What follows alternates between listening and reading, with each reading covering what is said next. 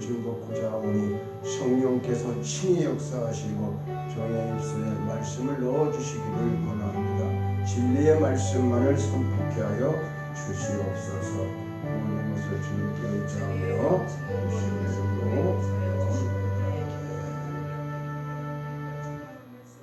오늘 우리에게 주시는 하나님의 말씀은 데살로니가 후서 2장 13절과 14절 두 절 말씀을 우리 같이 봉독하실 때에 성령의 음성을 직접 들으시기를 축원합니다. 데살로니가 후서 2장 13절과 14절입니다.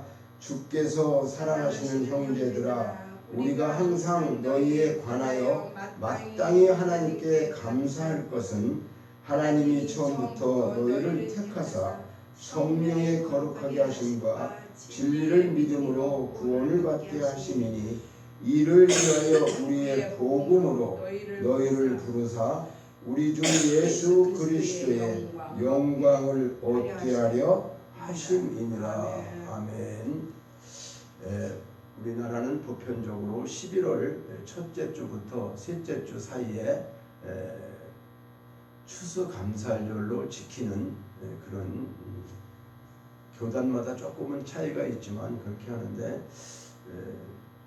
저도 오늘 추수감사절이라는 것을 주보에 그냥 내고 개인적으로 말씀을 듣고 또 깨닫고 감사에 대한 것을 생각해보면서 한 해 동안을 우리가 지내면서, 이 추수감사가 말 그대로 농사꾼들이 농사져서 농사 거둔 걸 드리는 이런 것으로 자꾸 생각을 하게 되는데, 그것이 틀린 것은 아니지만은 우리가 영적으로 이게 깊이를 깨닫게 보면은 하나님 앞에 감사의 본질이 실질적으로 세상에서 잘 되는 것, 그런 것 때문에 우리가 하나님 앞에만 감사한다고 하는 것은 아니죠. 그러니까 감사는 어떤 절기를 지키는 것이나 이벤트와 같은 그런 행사의 위주가 되어서는 안 된다는 거죠. 물론 우리가 하나님께서 보살펴 주신 여러 가지 이 어려운 상황에서 잘 먹고 잘 살 수 있는 것, 얼마나 감사한 일입니까? 그런데 그보다 더한 감사는 우리가 하나님의 말씀을 통해서 우리에게 영적으로 어떤 축복을 주시고 그 축복을 대해서 우리가 늘 감사해야 된다. 그래서 잘못되면은 우리가 기복주의 신앙에 빠지게 되는데, 기독교는 분명히 얘기하지만 다른 종교와 다르죠. 우리는 특별히 감사에 대한 진리의 말씀을 우리가 오늘 이 시간 깨닫기를 원합니다. 오늘 물론 다른 종교를 표명하는 게 아니고 비판하는 게 아니라, 다른 종교는 거의가 뭐예요? 내가 그렇죠? 뭘 드려서 잘 되기를 원하고, 그것도 잘 돼서 그래서 또 나를 도와줬다, 이 신이 도와줬다 그래서 또 하게 되고 이러는 쉽게 얘기하면은 기복주의 신앙인데, 우리 하나님을 믿는 우리 기독교 신앙은 절대 그렇지 않은 거죠. 그래서 추수감사절에 대한 이야기를 하자고 하는 것이 아니라, 감사의 본질이 무엇인가, 우리가 본질을 알고 감사를 해야 되지 않겠는가, 그런 말씀으로 하나님께 감사할 것을 사도 바울이 데살로니가 후서에 와서 이렇게 짧은 두 절인 것 같지만은 이것에 엄청난 깊은 의미가 담겨져 있다. 그러니까 첫째로 요약해보면 그래요. 하나님께서 13절에 보면은, 야, 우리가 너희에게 마땅히 하나님께 감사한다. 마땅히 하나님께 감사한다. 마땅이라는 게 뭐죠? 당연한 거라는 거죠. 그렇죠? 조금도 의의가 없이 마땅하게 당연하게 감사해야 할 것이, 첫째는 뭐다? 너희를 택하셨다는 거. 택하시고 보니까 성령으로 또 거룩해 하셨다. 성령으로 거룩해 하시고, 세 번째는 또 뭐요? 진리를 믿음으로 구원받게 하셨다. 사실 이 세 가지만 알면 그냥 감사의 본질이에요. 마땅히 감사의 이유가 뭐냐? 결론부터 얘기하면 이거잖아요. 너희를 택하셨다. 하나님이 창세전에, 그것도 우리 이 우주 만들기 전부터 너를 택하셨다. 그리고 택하고 끝난 게 아니라 하나님이 거룩하시기 때문에 우리는 거룩할 수가 없어요. 그런데 성령께서 우리를 거룩하게 하셨다는 거예요. 거룩하게 하셨어. 그리고 진리의 말씀을 우리에게 주셔서 그걸 믿게 하는 믿음을 주셨다는 거죠. 그렇죠? 말씀이 믿어지는 사람이 있고 안 믿어지는 사람이 있잖아요. 그런데 이 진리의 말씀을 믿음으로 구원받게 하시는 거죠. 믿음으로 구원받게 하신 거. 이 세 가지가 기독교에서 가장 귀한 감사의 본질이다. 오늘 이렇게 말씀해도 과언이 아니죠. 그렇지 않겠어요? 아니 아무리 하나님이 큰 일을 하시고 뭐 좋은 일 뭐 다 성령이 왔는데 나하고 전혀 상관이 없으면 그 감사할 일일까요? 감사할 일이 아니죠. 사실은 나하고 천국하고 상관이 없다면, 나하고 하나님하고 상관이 없다면 이건 뭐 어떠한 기적과 뭐 무엇이 이루어져도 아무 소용이 없는 거 아니겠냐 그거죠. 그래서 오늘 본문은 예수 그리스도의 재림에 대한 중심 사상을 갖고 있다는 것은 뭐냐면 데살로니가 전서부터 후서까지는 이 데살로니가 교인들에 대해서 장차 하나님께 구원받은 자들에 대해서 그러니까 이 재림 당시, 그러니까 우리가 재림 그러면 그 예수님이 공중에 손오공처럼 구름 타고 오시는 걸 자꾸 생각을 하게 되죠. 우리가 왜 그 사도 행전에서 보면은 500명 모였을 때에 그렇죠? 예수님이 이렇게 승천하시면서 옆에 있는 천사들이 얘기했잖아요. 그렇죠? 갈릴리 사람들아 어찌하여 이렇게 쳐다보고 있느냐? 이대로 올라가시는 저 주님은 어떻게 그대로 너희가 본 대로 오신다 이렇게 하니까, 그러니 성경이 참 애매한 게 말이죠.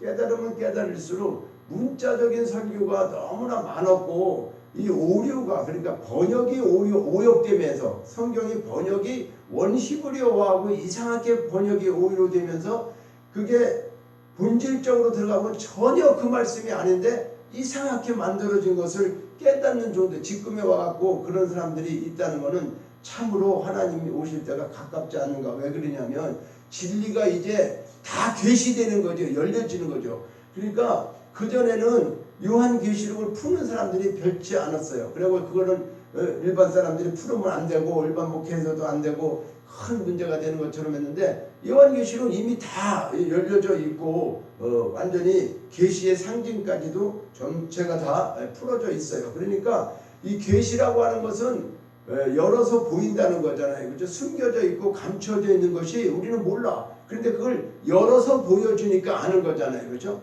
그러니까 하나님께서 봉함해 놓은 것을 다니엘서에도 보면 어느 때까지 봉함하라고 그래요. 그러면 이제 이런 것들을 봉함했다가 계시록에 와서도 사도 요한에게도 이 말씀을 전하고 주의 종들에게 전하게 할 때에도 모든 것들을 이렇게 사실은 어떻게 해요? 감추어졌던 거죠. 감추어졌던 거. 비밀이었단 말이에요.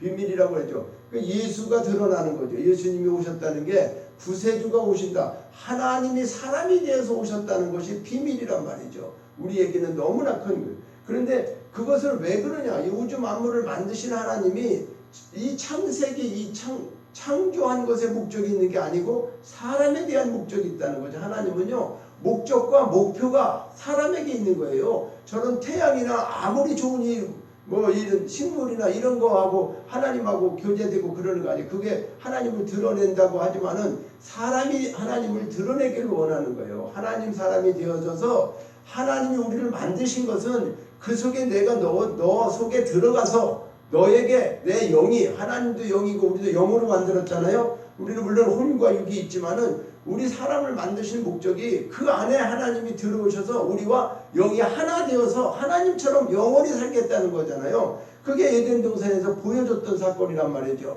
물론 우리가 죄가 들어오고 난 다음에 하나님과 떨어져 나가고 신학적으로 많은 얘기들을 많이 하고 있어요. 그래서 우리가 원죄가 있었고 선악과를 따먹고 하나님이 그렇게 범한 언약을 범함으로 인해 가지고 우리가 죄인이 되었다, 여러 가지 얘기들을 하고 있죠. 원초적으로 볼 때에. 그런데 그것도 깊이 우리가 진짜 생각해 보면 하나님께서 이렇게 우리가 그냥 답습해서 내려오는, 성경을 그냥 깨달은 거 그대로 말씀대로 해갖고 여기까지 내려왔는데, 어떤 사람들은 지금 이단이 아니라 진짜로 공부를 그렇게 평생 하면서 원어적인 공부를 하고 그냥 이스라엘 가서도 그 공부를 해서 원 랍비로부터 또 원 히브리어 그 성경으로부터 이게 이렇게 됐구나. 만약에 우리가 원본이 있는데 사본이 잘못되면은, 그렇죠? 원본하고 대조해봐갖고 이게 이런 말씀이었는데 사본은 이렇게 고쳐졌네? 이러면 어떻게 될까요? 우리가 만약에 어떤 계약서가 원본이 있잖아요. 그 자기가 나름대로 고쳤어. 그래갖고 이게 계약서라고 했을 때 그 계약에 효력이 있겠어요? 그렇지 않단 말이죠. 그죠? 그러니까 하나님께서 원본을 주셨는데, 물론 원본이 역사를 통해서 우리가 많은 로마 시대나 교황의 시대나 이 사실은 나쁘게 얘기하는 게 아니라 천주교에서 이것을 다 망쳐놓은 거예요. 엄격히 따지면. 왜 그러냐면 교황이 정권을 잡아갖고 살던 시대가 너무나 오래됐고 그들만 점유하는 말씀이 자기들만 갖고 있는데 그걸 왜곡되이 풀었다는 거죠. 뜻도 모르면서 자기들 신부들만 누리고 왕같이 살고 모든 것들을 그러면서 성경을 자기들 입맛대로 만들다 보니까 어떻게 됐어요? 번역하면서도 많은 오류가 생긴 거예요. 그 깊은 뜻이 안 되고. 그래서 이제 물론 또 더욱이 우리나라 같은 경우는 또 중국으로 갔다가 중국에서 우리나라 번역되고 또 영어로 번역되고 여러 가지 이런 것들이 이제 거쳐서 나오면서 70인역이라고 해가지고 이제 그래도 세계적으로 같은 그런 속에서 이제 천주교회는 우리 같은 성경책이 아니에요. 위경이라고 또 있어요. 외경도 있고. 그래서 뭐라 그러니까 이 오리지널 그리도 이게 66권을 택해가지고 그래도 하나님의 말씀이다라고 본질적으로 이렇게 하는 것을 정하기까지도 엄청난 이게 사실 시간이 흐르고 그런 과정들이 있었다는 사실을 우리는 이해를 해야죠. 그러다 보니까 여기에 이제 우리 이 국어사전으로 보면 별것도 아닌데 이게 이제 히브리 원 낱말로 보면은 하나님의 뜻은 이렇게 되어 있는데 우리가 번역하면서 오류가 생기고 잘못되고 그래서 그것을 그냥 답습해서 듣다 보니까 그렇게 듣는 거예요. 그러니까 한 가지 질문을 한다 그러면 그런 것들을 우리가 생각을 하면서 성경을 이제 읽어야 된다. 왜냐하면 다 편안하게 이야기하지만은 그 말이 다 틀린 것은 아니지만은 깊이 있는 이 말씀을 우리가 더 깨닫기 위해서 원어적인 것을 많이 좀 봐야 된다. 그렇다고 해서 저걸 문법을 공부하고 지금 그렇게 하라 히브리어를 외우고 그런 내용이 아니에요. 그거 공부하라는 게 아니라 그래도 우리가 들을 때 어느 정도 가장 기본적인 것들이 틀어져 있는 것들은 우리가 깨달아야 된다. 쉽게 얘기하면 우리는 지금 선악과가 있다고 믿는 거잖아요. 그렇죠? 선악과가 원래 하나님이 만드셨다. 그런데 성경에 그렇게 기록되어 있으니까 선악과를 만들어서 그걸 먹는 날에 죽는다 그랬단 말이에요. 그렇죠? 근데 그걸 한번 이렇게 우리가 좀 생각해 볼 수가 있어. 하나님은 선하신 분이잖아요. 하나님 선하신 분이에요. 하나님이 악이 있을까요? 하나님이 악이 조금이라도 있을까요? 우리가 생각할 때 하나님은 악이 전혀 없는 분이잖아요. 하나님이 어디에 악이 있으시겠어요? 악한 것은 없어요. 하나님이 그냥 선하시고 사랑하시고 그런 건데 하나님 자체가 악이 없고 선하고 사는데 하나님이 선과 악을 구별하는 선악과를 만들었다? 그래요. 그러니까 그런 것이 엄청난 대두가 지금 되고 있어요. 그래서 그걸 깨달은 사람들은 선악과가 그런 내용으로 풀어진 것이 아닌데 마치 우리는 그렇게 선과 악을 만드셔서 하나님이 만드셔서 그것이 우리가 악한 생각을 하고 악하게 살아오면 죄를 진 거고 그렇지 않으면 죄를 안 우리가 그러면 선악과 따먹은 그것 때문에 구원을 받아야 되는가 그런 거죠. 우리는 원래 하나님께서 창조하시고 인간이 어떻게 해요? 하나님으로부터 구원받을 수밖에 없는 것은 창세기 1장 2절에 가면 혼돈, 공허, 흑암이라고 했으니까 뭐냐면 이 우주 만물을 얘기하는 게 아니라 우리의 심령이 하나님께서 창세기에 있을 때 우리의 심령을 얘기한다 그 말이에요. 우리 사람이 그때 하나님이 만드셨지만은 완벽하게 모든 하나님처럼 만들어진 게 아니기 때문에 혼돈하고 공허하고 흑암이 있었고 하나님의 진리의 말씀이 우리 속에 완전히 없기 때문에 그래서 성령이 운행하시면서 뭐가 오라 했어요? 빛이 있으라 해서 저런 우주의 빛이 아니라고 말이에요. 태양빛이 아니라 하나님께서 우리를 깨닫게 해주신 말씀의 진리의 빛이 우리 속에 들어와서 우리 설계 다 변해지는 그런 것과 같은 것을 말씀하고 있어. 더 깊은 것은 처음에 또 계획을 말씀드리지만 오늘은 이 우리가 선택받은 거에 대해서 감사를 먼저 해야 된다. 처음부터 택하셨다고 하는 거. 그러니까 이것도 우리가 굉장히 기억이 되는 거죠. 누구는 택하고 누구는 택하지 않았다? 그런 건 아니라는 거예요. 하나님은 공평하시고 하나님은 사랑이 충만하시기 때문에 너나 나나 다 하나님이 택하셨는데 그 속에서 말씀을 받아들인 자와 받아들이지 않은 자의 차이점이 생긴다는 거죠. 하나님께서 똑같이 만드시고 똑같은 성령을 보내주고 다 얘기했는데 그 속에서 어떻게 해요? 우리가 받지 않는 거죠. 어떤 상황이 돼도 이 말씀을 받지 않고 깨닫지 못하기 때문에 그는 끝까지 어떻게 해요? 하나님 진리의 말씀을 받지 않으니까, 진리의 말씀을 알지 못하니까 하나님과 전혀 관계가 없는 자가 되어져서 그것을 이제 우리는 어떻게 보면 악하다 하고 그것이 거짓이고 그것으로 인해서 죄라고 하는 것, 믿지 않는 것이 죄라고 하는 것과 같은 결론으로 도달하게 되는 거죠. 그러니까 복음을 전하기 이전 태초부터 하나님은 어떻게 해요? 데살로니가 교회 교인들을 선택했다라고 사도 바울이 지금 말하는 거예요. 너희들 태초부터 선택받은 거야. 그러면 그것은 그때 사랑으로 끝나는 게 아니라 오늘 우리에게도 동일한 거죠. 저와 여러분을 창세전에 하나님이 선택하셨다고, 그리고 구원의 계획을 세우시고 창조의 사역이 시작되기 전 그때부터 인간의 모든 구속 계획을 하나님께서 세우셨는데 우리가 잘못되고 죄를 졌기 때문에 이제 예수님을 보내고 이렇게 뭐 잘못됐으니까 이걸 고치기 위해서 한 게 아니라 이미 창세 전에 이미 하나님께서는 어떻게 처음과 끝까지 모든 것을 지금 다 이루신 상태죠. 이루고 우리는 중간에 태어나는 사람마다 그때마다 이제 다른 그 시대를 살게 되는 건데 하나님께서 하신 일은 이미 알파와 오메가 처음 시작과 끝이 다 이루어지신, 하나님은 다 이루신 거예요. 이루신 거. 그런데 우리가 보는 입장에서는 그 속에 몇 년도에 살았고 구약이 있고 신약이 있고 2000년도 뭐 3000 앞으로 더 살아갈 이런 것들을 보니까 이것이 굉장히 인간의 지식과 이런 것으로 시간으로 계산해 보면 이것들이 참으로 우리가 다 깨닫지 못하는 그런 관계 때문에 여러 가지 문제들이 있지만은 실질적으로 우리의 구속 계획이라든가 이런 모든 것들은 뭐요? 하나님께서 이미 다 이루신 거예요. 이루신 거. 근데 우리는 그거를 깨달아 가는 거죠. 성령을 통해서 말씀해 주시고 알게 하시니까. 그래서 그것이 우리가 믿어지면서 우리 속에서 이제 예수로 살아가는, 그렇게 돼야 된다고 하는 것을 목적으로 말씀하고 있다. 그러니까 오늘 이러한 구속 계획은 오랜 시일 지난 뒤 바울을 통하여 데살로니가 교회 사람들에게 지금 이렇게 얘기하는 것처럼 오늘 우리에게도 이렇게 시행되어져 있다라고 하는 것을 말씀하고 있죠. 그러니까 바울이 아무리 유명하고 훌륭한 사도라 할지라도 결국 그는 주의 구원 사역의 어떻게 해요?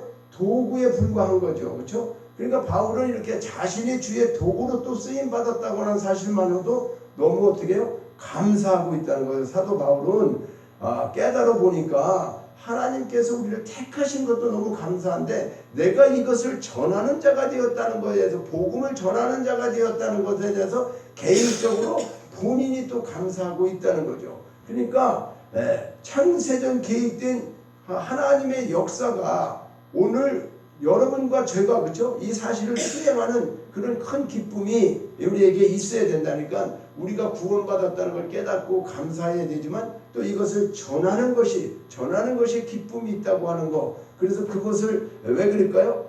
한 영혼을 살리는 일에 우리가 쓰임받고 있다는 거, 그것을 우리가 생각한다고 하면 이 일에 감사하며 최선을 다해야 되는 것이다, 이렇게 말씀하고 있어요. 그래서 먼저는 선택받은 자로서 쓰임받는 도구가 된 것이 또 감사하다, 이렇게 말씀하고 있어요. 두 번째는 택하심의 사역자, 그러니까 너를 택했다, 이것을 전하는 사역자가 되었다. 그래서 태초에 행하신 하나님의 선택의 행위는 바울에 의해서 현재의 부르심으로 바뀌었다고 하는 거죠. 그러니까 택한 것이 부르심으로, 우리를 부르셨다. 그래서 아무리 하나님께서 우리를 선택했다 하더라도 사실은 누군가에 의해서 이걸 어떻게 해요? 직접적으로 개인에게 알려지지 않는다면 이건 아무 소용이 없는 거죠.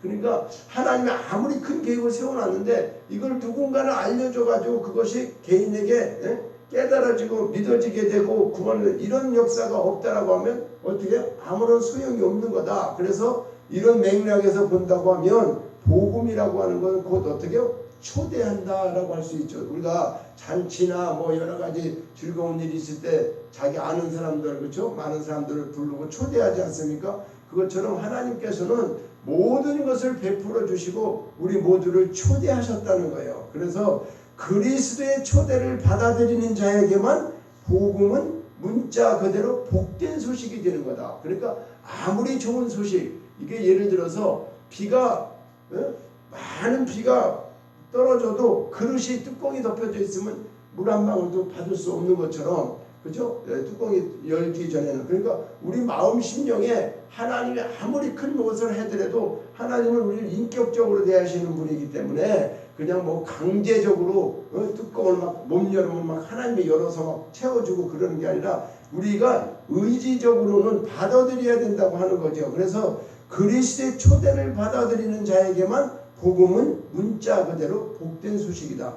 그러니까 데살로니가 교인들을 향한 하나님의 초대가 바로 바울에 의해 알려진 것인데, 자신이 받은 구원도 감사의 조건이지만 구원의 복된 소식을 전하는 그 사역자로 부름받은 것은 더 큰 감사의 조건이 된다. 이렇게 사도 바울이 지금 자기가 감사에 대한 것을 이렇게 기록하고 있는 거예요. 그래서 두 번째로는 성령이 거룩하게 하심을 감사한다. 여기 보니까 하나님께 감사할 것은 첫째는 너희를 택하셔, 13절 택하신 거, 두 번째는 성령이 거룩하게 하셨다. 자, 성령이 거룩하게 하심을 감사한 것에 대해서 우리는 선택하시는 주님의 은총에 대해서 감사함을 알았죠. 그렇죠? 나를 선택하셨구나.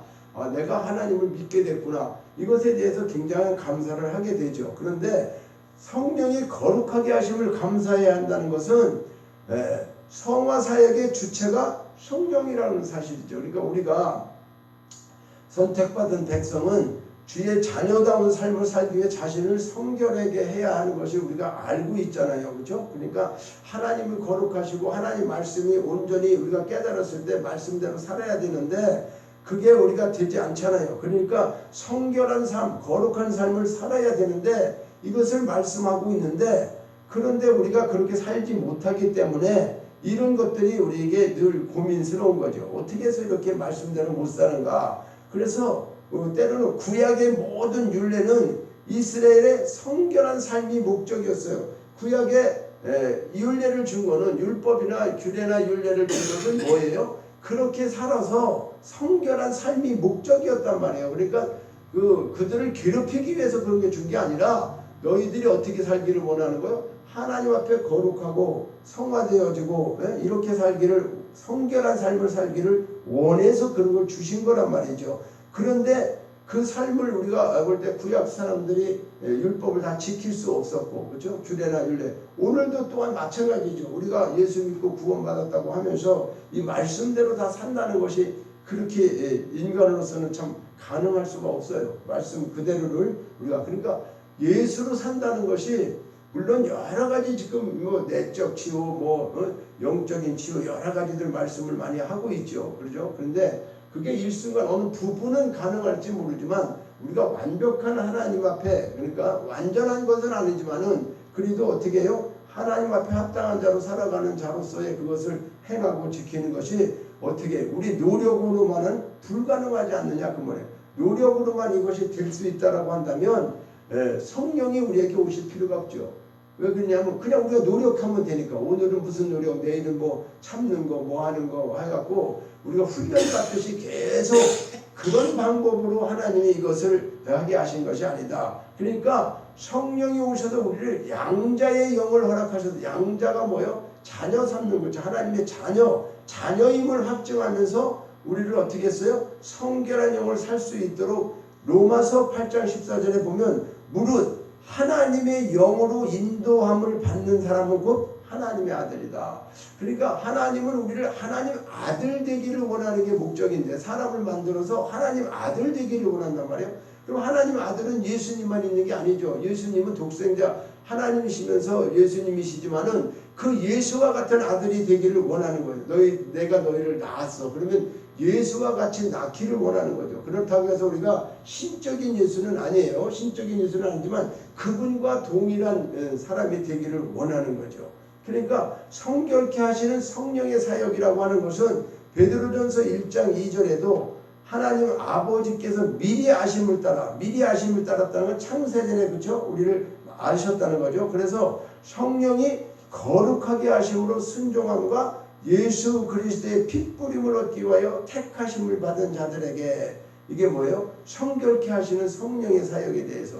그러니까 성령께서 오셔서 하나님의 영으로 인도한다. 하나님의 영으로 인도해갖고 우리는 사람이죠. 사람이지만 우리에도 영이 있잖아요. 그렇죠? 그러니까 하나님의 영과 우리 영은 거룩하게 인도하시는 거예요. 그런데 우리 인간이 그렇게 살지 못하는 것은 우리의 혼과 육이 있기 때문이다. 그런 거죠. 그래서 여기서 성결이라고 하는 것은 지정의, 이게 결합된 인격의 총체적인 변화를 말한다. 그러니까 성경은 성화의 대표적인 인물로 우리가 물론 성경에 많은 사람들이 있는데 야곱과 같은 사람, 그렇죠? 야곱은 어떻게 했어요? 젊은 시절 모든 생활을 한번 우리가 성경에서 기록한 걸 보면 정말 그는 어떻게 형제, 부모, 형제도 속이고 부모도 속이고 개인의 권모술수를 통해 가지고 어떻게 해요? 자기 유익만을 추구한 사람이잖아요. 그렇죠? 그런데 노년에는 어떻게 됐어요? 노년은 약복강 강가에서 모든 것을 다 버리게 되고 이제는 그가 정말 환두뼈가 부러지는 그런 쪽에 해서 이렇게 또 요셉도 잃고 마지막에는 베냐민을 잃게 될 때 그 야곱이 하는 얘기가 있었죠. 그렇죠? 자식을 잃게 되면 잃으리라. 그러니까 그렇게 끝까지 움켜쥐고 있던 그것을 놓지 못하는 그런 야곱의 모습에서 마지막에는 어떻게 됐어요? 내가 이제 잃게 되면 잃으리라. 자식마저도 다 잃게 되면 모든 것을 포기하게 된 거죠. 그러니까 그 베냐민도 애지중지했는데 그를 그 형제들이 우리가 창세기에 보면 곡식을 사러 갈 때 요셉인지 모르잖아요. 그렇죠? 그래 요셉이 이제 네 동생들을 데리고 와라. 아버지하고 있다고 그러니까 그럼 데리고 와라. 그러면 내가 너희들 간첩이 아닌 거를 인정해 주겠다. 그래서 아버지 이 베냐민 데리고 가야 됩니다. 했더니 요셉도 잊어버렸는데 또 베냐민까지 잃어버리게 하느냐? 너희들이 나를 정말로 이렇게 한다 그랬는데 나중에 이제 그러면 우리는 갈 수가 없습니다. 그 앞에 가면 죽습니다. 동생을 데려가기로 했다. 이렇게 했을 때 이제 창세기 43장 거기에 보면 내가 자식을 잃게 되면 이르리로다. 그리고 야곱이 모든 것을 포기한 상태에서 있을 때 마지막에 어떻게 됐어요?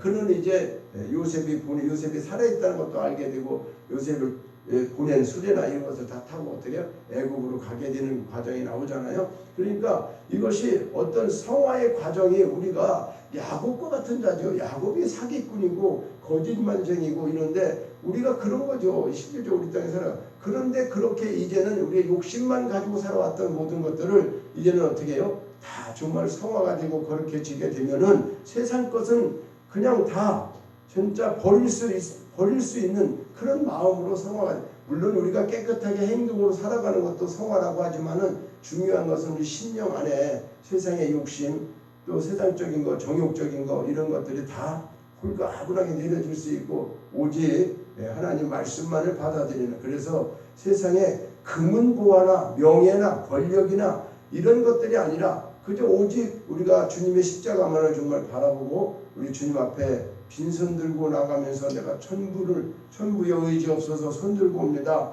이렇게 회개하고 돌아오는 그 사람에게 하나님은 어떻게 해요? 영생과 영광의 축복으로 천국의 유업을 주신다고 약속하고 있는 거죠. 그래서 성령을 통해서 우리가 거룩하게 되고 성결하게 된다고 하는 것은 이와 같이 세상적인 모든 것들을 그저 우리는 세상이 전부다 하는데 그걸 다 버린다는 게 그렇게 숱한 시절 야곱의 일생과 같이 우리의 일생도 참 사람마다 다르지만 사람마다 다르죠. 물질에 대한 또 큰 저기가 탐욕이 있거나 또 때로는 어떻게 해요? 명예에 대해서 권력에 대해서 사람마다 추구하는 게 다르기 때문에 차이는 많이 있지만 이 모든 것들을 다 내려놓는다는 것이 그렇게 쉬운 일이 아니다. 그래서 성령께서 이 일을 행하시는 것이지 우리의 노력과 의지로만은 있을 수가 없다. 그래서 그것을 깨닫게 하시면서 먼저 택했다. 하나님이 자녀되게 하시면서 성령이 우리를 하나님처럼은 아니지만 예수님처럼 살게 하시는 것은 성령이 살게 하시는 것이지 우리의 노력으로만은 살게 될 수가 없다. 그래서 성령께서 이렇게 하시는 거구나. 이걸 바울은 깨닫고 감사했다는 거죠. 우리 보고 이렇게 살아라고 하면 못 살 텐데 성경에 야곱과 이렇게 변하지 않는 사람들을 보면서 성령께서 그를 마지막에 만지셔서 야곱을 이스라엘로 바꾸는, 이스라엘이 되는 이런 것이 자기의 노력으로만 됐을까? 야곱이 아니라는 거죠. 성령께서 그를 이스라엘로 만드신 거죠. 하나님께서. 그거 마찬가지로 우리도 하나님께서 우리를 자녀 삼으시고 성령을 통해서 우리를 어떻게 해요? 계속 다듬어 가시는 거예요. 계속 다듬어 가시고 어느 순간에 가갖고는 어떻게 해요? 손 다 들고 이제는 정말로 천부여 없어서 손 들고 옵니다 라고 하는 주님의 십자가 앞으로 우리가 가게 되는 그때의 모든 영생과 영광의 축복으로 천국의 유업을 약속하셨다. 세 번째는 진리를 믿음으로 구원 얻게 하심에 대해서 감사한다. 13절에 보니까 진리를 믿음으로 구원을 받게 하시니 감사하다. 우리가 선택이나 구원이나 그 내용은 좀 동일할 수 있어요. 내가 선택했어. 또 구원해줬어. 이것은 그 내용 자체를 보면 동일할 수가 있는데 선택이 구원에 대한 약속이라고 하면 선택한 것이 구원받기 위한 약속이라고 한다면 선택이 구원에 대한 약속이라고 한다면 구원은 선택의 결과라 할 수 있죠. 구원은 선택한 것의 결과. 그러니까 그 어떻게 보면 본질적으로 내용은 동일한 것 같은데 우리가 좀 구분한다고 하면 선택이 약속이라고 한다면 그렇죠? 그러면 구원은 선택의 결과다 이렇게 말씀을. 그래서 13절에 진리를 믿음으로 구원받게 하셨다. 여기 지금 말씀하고 있죠. 진리를 믿음으로 구원받게 하셨다. 자, 진리를 믿음으로 구원 얻게 하심을 하나님께 감사하고 있는데 구원은 진리를 믿음으로서만 가능하다는 거죠. 구원받는 것은 진리를 믿어야지 믿음으로만 가능한 것이지 어떤 다른 게 없다는 거죠. 그래서 이 진리는 그리스도가 그렇죠? 그리스도가 구세주 즉 메시아가 된다는 사실을 믿는 거죠. 예수 그리스도 예수가 어떻게 해요?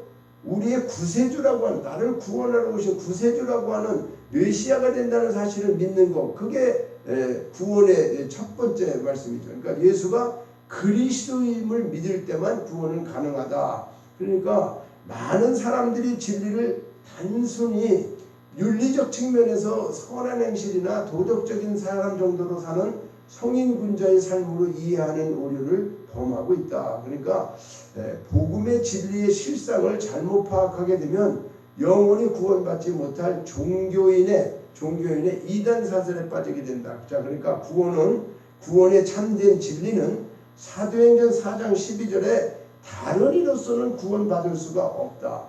예수 외에 그렇죠? 천하 사람 중에 구원을 받을 만한 다른 이름을 우리에게 주신 적이 없다. 이렇게 말씀하고 있죠. 그러니까 예수 이름의 뜻이 뭐죠? 예수 이름의 뜻이 마태복음 1장 21절에서 말씀하시는 것처럼 아들을 낳으리니 이름을 예수라 하라.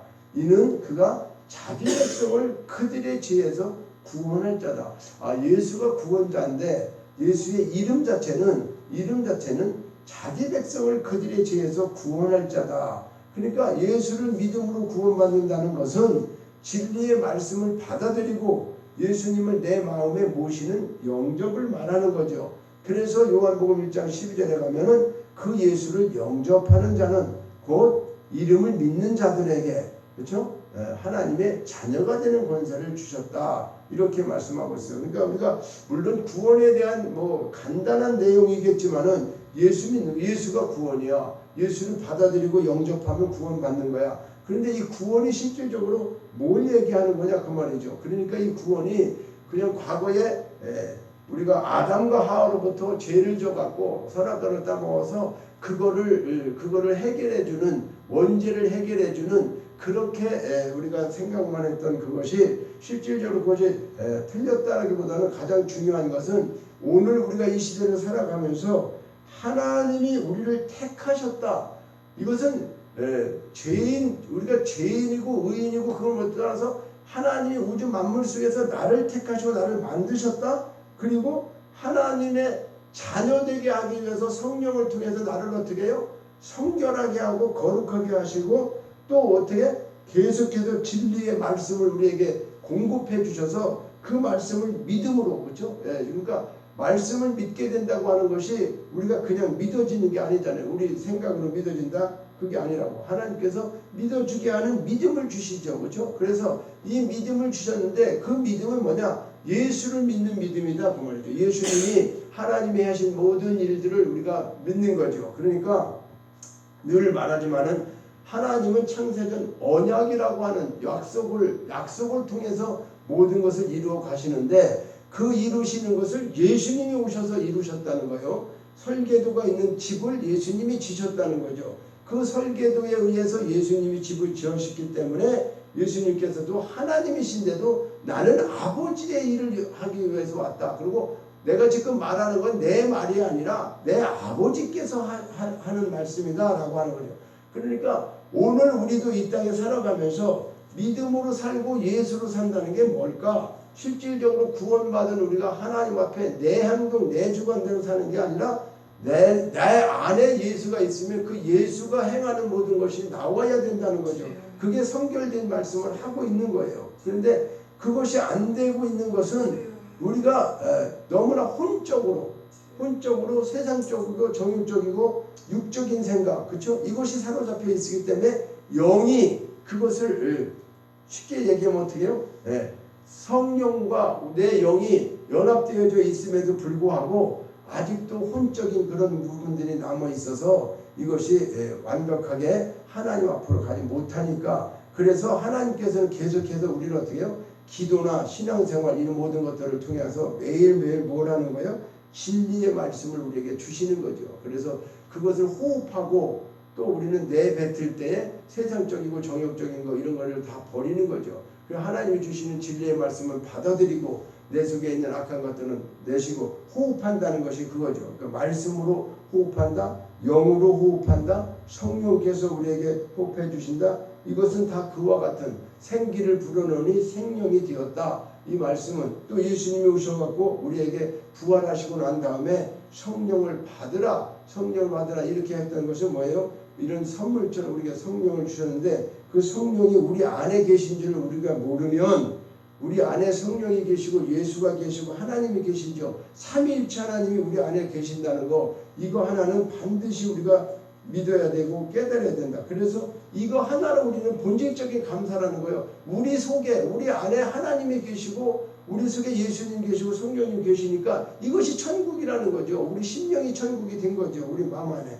그러니까 이 세상에서는 감사할 것이 없는데 이거 하나만으로도 우리가 어떻게 해요? 온전한 감사가 이루어지는 그 감사의 본질은 이걸 깨닫는 거라는 거죠. 하나님께서 우리와 함께 하시고 있다고 하는 이 사실을 깨닫는 거죠. 그러니까 세상 여러 가지 조건에 따라서 사업이 잘 되고 물질이 많고 뭐 이런 것에 의해서 우리가 감사하는 것도 있겠지만은 그것보다 중요한 것은 창세전에 나를 선택하시고 성령으로 거룩하게 하는 삶을 살게 하시면서 하나님 말씀의 진리를 우리가 깨닫고 구원하시고 하늘에 속한 자의 삶으로 하나님이 자녀를 삼아주셨다는 거, 이게 이 요약된 말씀이지만 이것을 우리가 머릿속에서 떠나지 않고 심령 속에서 이것이 그래 하나님이 나를 택하시고 성령께서 나와 함께 계셔서 나를 거룩하게, 내가 지금 이렇게 살고 있지만 나는 그래도 하나님께서 성령을 통해서 거룩하게 하실 거야. 분명히 하나님 자녀이기 때문에 지금 다 안 되도 하나님 거룩하게 하실 거야. 그렇게 하면서 우리는 어떻게 해요?